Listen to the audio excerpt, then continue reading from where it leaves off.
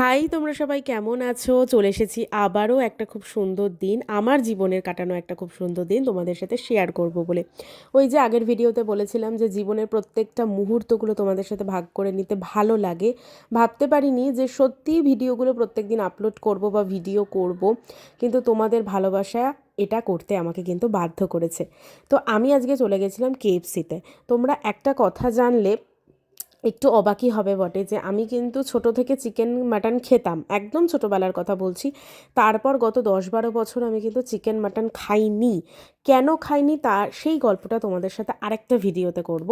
ঠিক আছে, নেক্সট দিনে একটা ভিডিও, যে কোনো একটা ভিডিওতে এই শেয়ার করব যে কেন আমি চিকেন খাওয়া মাটন খাওয়া ছেড়ে দিয়েছিলাম, এবং রিসেন্টলি জাস্ট 1 বছর হচ্ছে আমি কিন্তু আবার চিকেন খাওয়া শুরু করেছি। এখন আমি মোটামুটি আস্তে আস্তে চিকেন খাওয়ার চেষ্টা করি।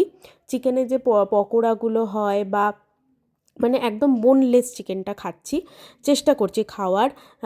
মানে সব কিছু খাওয়াই তো অভ্যস্ত করতে হয়, কিন্তু আমি অ্যাকচুয়ালি একটু একটা কারণের জন্য বন্ধ করে দিয়েছিলাম খাওয়া, কিন্তু আমি এখন চেষ্টা করছি, আর এখন খুব ভালোও লাগছে এই ছোটো ছোটো জিনিসগুলো দিকে খেতে।